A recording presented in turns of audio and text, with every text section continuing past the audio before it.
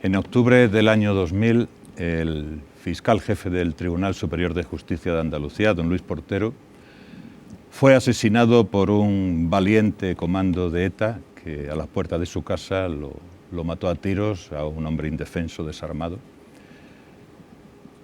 Después de este crimen, poco después, tomaba posesión del puesto de fiscal jefe del Tribunal Superior de Justicia de Andalucía un extremeño, un jurista, un joven jurista extremeño, Jesús García Calderón, uno de los juristas extremeños que a lo largo de la historia han destacado desde hace siglos en el panorama de la justicia española.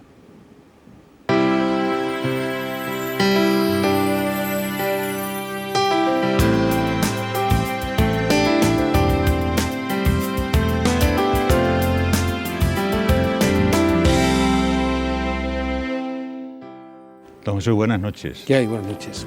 ¿Cómo recuerda usted aquel momento en el que tiene usted que tomar posesión de ese cargo, de ese puesto, en unas circunstancias tan dramáticas? Bueno, el asesinato de Luis fue en octubre. Yo tomé posesión al siguiente verano. Pasaron bastantes meses entre uno y otro hecho.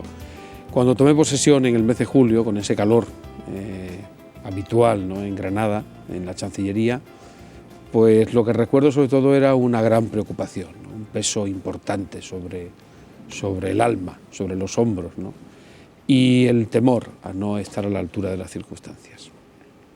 Y ningún otro temor, porque imagino que sustituir a una persona asesinada, usted, pues de alguna manera, también teóricamente podría ser objetivo. Sí, y de hecho lo soy. Lo que ocurre es que yo creo que el miedo es algo muy personal y yo sinceramente no lo he tenido nunca, lo cual no comporta el que uno sea mejor ni peor. Probablemente los mejores son más temerosos, ¿no?, porque tienen que superarlo, y a lo mejor, pero yo sinceramente es algo que no me ha limitado en modo alguno ni mi vida ni mi forma de actuar. Lo he llevado muy bien y no he tenido ningún problema. ¿Continúa usted bajo los efectos de aquella historia, o como tantos españoles que todavía necesitan llevar escolta, llevar protección? Usted ha llegado hoy a nuestros estudios con su escolta. ¿Cómo se lleva eso de llevar a una persona pegada a uno? Yo lo llevo muy bien. Yo he tenido mucha suerte también con los funcionarios policiales que me han acompañado. Han tenido conmigo una relación más de amistad que profesional. Y a mí no me resulta especialmente difícil porque la vida que llevo es una vida bastante tranquila, apacible. La tempestad es una tempestad interior, ¿no? Y entonces pues no ha supuesto más que... A mí me produce rubor, sobre todo. O sea, me preocupa el que haya varios funcionarios que estén a lo mejor que atendiendo a mi persona, me produce una cierta vergüenza, un cierto pudor. Pero para mí es una vida cotidiana muy sencilla y no me supone ningún problema. Para ir al cine, por ejemplo, para cenar en un restaurante con su mujer, tiene que ir Bueno, siempre hay una cierta disponibilidad, siempre hay un margen razonable de seguridad y lamentablemente cada vez vamos menos al cine, ¿no? Entonces, pues yo creo que se lleva muy bien, ¿no? Usted viene de una familia cuyo padre era periodista. Sí, sí. De ese padre periodista surge un hijo periodista, que es Enrique, su hermano, pero los demás son todos juristas, todos bueno, gente del derecho. También ejerció el periodismo, sí. Fue periodista de Odiel algún tiempo, hasta que se casó, y sí hemos salido varios juristas, pero tampoco es extraño, también mi tío fue durante muchos años el presidente de la Audiencia, y también en mi familia, mi abuelo Antonio era también jurista. Como en tantas familias del suroeste ibérico, pues se iban alternando las letras y distintos cometidos, ¿no? En aquella época había quizá pocos periodistas, en la época de mi padre, ¿no? Pero bueno, el derecho era una carrera habitual también en mi familia y bueno, hemos ido alternando estas ocupaciones. También yo de algún modo he realizado funciones, he colaborado con medios de comunicación, he estado siempre muy cerca de los periódicos. Usted tiene un puesto que le hace estar en el mundo de la justicia en Andalucía en la cúspide.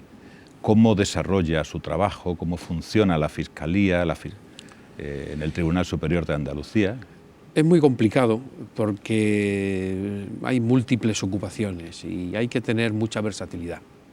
Yo creo que la clave estriba en tomar las cosas con calma, con cierta distancia y en escuchar a la gente. Reconocer pronto los errores Y bueno, como decía Miguel Torga, la intuición no te engaña nunca, la razón sí, pero la intuición no. Entonces esa intuición razonada posteriormente y analizada pues te hace tomar decisiones normalmente acertadas, pero no por el mérito de uno, sino sobre todo por el trabajo en equipo, por el poder contar con el apoyo de los compañeros, con su criterio, etcétera. En los últimos años ha habido varios casos, no diría numerosos, pero sí varios significativos, de jueces o de magistrados, de gente vinculada al mundo de la justicia, a la administración de justicia, que han sido condenados por diversos delitos. ¿Usted cree que lo que eso tiene de escándalo a primera vista ante la opinión pública se contrarresta con el hecho de que la justicia funciona y que es capaz de depurar a sus propios miembros? El índice de resoluciones condenatorias contra miembros de la Judicatura y del Ministerio Fiscal es pequeño. Lo que pasa es que son asuntos, como es natural, muy notorios y que además deben de promover un debate y una reflexión pública, pero el índice es ciertamente pequeño. Yo creo que sí, que la respuesta o la lectura que hay que hacer de este hecho es que el sistema funciona. Lo que ocurre es que también tenemos que perfeccionar este sistema y sobre todo las facultades de inspección, el controlar la actuación jurisdiccional, el que a través de órganos externos se controle la actividad de los jueces, de los fiscales. De cualquier manera, de todas las formas de corrupción que puedan existir ahora mismo en España, quizá no sea la más preocupante. Quizá haya otras que generen mayor inquietud en la ciudadanía, pues por razones obvias, ¿no? Por el número de casos que afloran, ¿no? Pero bueno, sí, hay que hacer esta reflexión y hay que seguir luchando. Es difícil, ¿no?, juzgar a los jueces, eso es evidente, ¿no? Y nuestro tribunal es un tribunal de aforados que tiene en este sentido una competencia muy extensa, ¿no?, por el número de habitantes de la comunidad autónoma. Usted es un jurista joven todavía, nació en el año 59, si no me equivoco. Sí, efectivamente. Y empezó a ser fiscal muy pronto. Sí, tuve suerte. ¿Con qué edad empezó? Con 25 años. ¿Era usted quizá el fiscal más joven de España o por bueno, ahí? Tampoco o por ahí, si no el más joven. Sí, éramos la última promoción, pues podría haber un margen de unos meses, ¿no? Pero esto es cuestión también de suerte, de contar con, en fin, todo el tema de las oposiciones, toda esta... Eso sí que es una mitología también, ¿no? Sí. Pero sí, empecé joven y esto me ha permitido tener una experiencia pronto. Además fui destinado, después de pasar un año en Huelva, a la Fiscalía de Sevilla. Aprendí mucho allí y esto pues me dio una cierta capacidad para afrontar las dificultades, ¿no?, pronto, ¿no?, con rapidez. Para ser fiscal hay que tener una madera especial, porque bueno, eso de acusar a otras personas... no siempre acusamos, hay veces que también defendemos a la gente, ¿no? No hace falta ninguna madera especial. Es preocupante que una persona joven tenga esa tendencia, ¿no? Pero no, el Ministerio Fiscal ha cambiado mucho, la imagen distorsionada nos la da la literatura de otro tiempo, ¿no?, o el cine de otro tiempo. Hoy día el Ministerio Público, hoy día los buenos quizás estarían más en el lugar del fiscal que en otros lugares de la sala, ¿no? Entonces yo creo que la sociedad española, como una sociedad democrática, integrada en la Unión Europea, pues necesita funcionarios que luchen por el interés social y que intenten, sobre todo, establecer la calidad de nuestros derechos. Porque los derechos ya los tenemos reconocidos. Ahora el gran reto es la calidad de nuestros derechos. Y ahí los fiscales tienen mucho que decir. Usted fue fiscal jefe de la audiencia de Lugo, si no recuerdo mal. Es difícil ejercer su labor en una región tan especial como Galicia, en el que, bueno, pues todo ese tema del narcotráfico, eso que se habla de esas mafias que... Yo era bastante joven, porque ahí sí que había una juventud, porque a mí me propuso para ejercer el cargo de fiscal jefe de la Audiencia Provincial Carlos Granados, poco tiempo antes de cesar, y sí fue complejo, pero no por el narcotráfico, que en la provincia de Lugo tenía una incidencia menor, sino por otra serie de investigaciones, sobre todo vinculadas a la administración local, que dieron lugar a varias sentencias, etc. Yo estuve allí 5 años y medio y fue una experiencia trascendental para mí, muy importante, una fiscalía pequeña pero con sus dificultades, ¿no? Y ahí aprendí a manejar la calma y a mirar las cosas con detenimiento. Fue una experiencia decisiva, yo diría. Hay un sector de la sociedad que cree que los fiscales dependen de la orden directa de no sé qué superior relacionado con el gobierno, ¿no? ¿Cómo se puede explicar esto, si es que es cierto o no? Es mentira. Aunque esta afirmación que yo haga mucha gente no la creerá, sinceramente es así. el cuestionamiento sistemático de las instituciones es muy negativo. Es lógico que se vierta una crítica sobre las personas que tienen alguna responsabilidad puntual, pero el cuestionamiento sistemático no es bueno para nadie. Y no es cierto que exista esa dependencia. Por lo menos en la Fiscalía de Andalucía, que es una fiscalía que cuenta con 8 millones de ciudadanos aproximadamente que pueden depender de sus actuaciones en el ámbito del proceso penal y de otros procesos, no existe esa relación. Cosa distinta es que el Gobierno tenga que trazar una política criminal, tenga que contar con el Ministerio Fiscal, pero yo creo que eso es una distorsión que está arraigando en la ciudadanía y esto no es positivo. Yo soy un hombre desideologizado, porque con el paso del tiempo uno va comprendiendo que el mundo se divide básicamente entre las personas que tienen vergüenza y las que no la tienen. Pero no es cierto que exista esa injerencia permanente. Puede haber una relación más o menos intensa, pero no es cierto, no es así, por lo menos en mi experiencia personal y profesional. Usted es un hombre que compagina bien, por lo que veo de su trayectoria, tanto su ejercicio profesional directo, que absorbe mucho, como todo el tema de investigación, de estudio y de profesorado. Tiene usted muchos libros publicados dentro del campo jurídico. Y con América también tiene una relación intensa. Me gustaría que nos contara un poquito esta relación que tiene con países americanos. Sí, me gusta. En septiembre estuve en Panamá, estuve estudiando la justicia juvenil, una experiencia interesante, y he tenido oportunidad de viajar mucho a las repúblicas latinoamericanas para llevar a cabo actuaciones de cooperación internacional. Yo creo que lo más valioso para un funcionario es la experiencia internacional. Y bueno, hay que conocer estas realidades, vivirlas e intentar ayudar en la medida de lo posible. Yo he tenido actividad en varios campos, quizá en el que al que he dedicado más tiempo es la protección del patrimonio histórico. La legislación española es una legislación modélica en este sentido.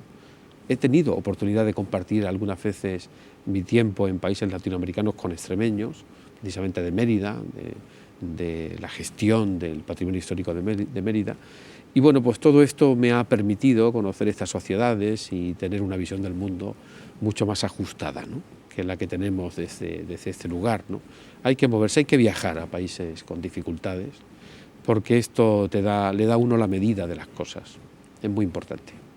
Aparte del tema de patrimonio, que es un tema que usted realmente toca tanto en publicaciones como en actividad docente y en otros campos, un tema que también veo mucho en su trayectoria es el del maltrato familiar. Un tema sí, es fundamental, el tema de la violencia doméstica. ¿Cómo está eso hoy? ¿Cómo puede realmente ponerse fin ya a ese grave problema? Lo importante no es, el problema no lo podemos resolver de un día para otro, no es obvio, ¿no?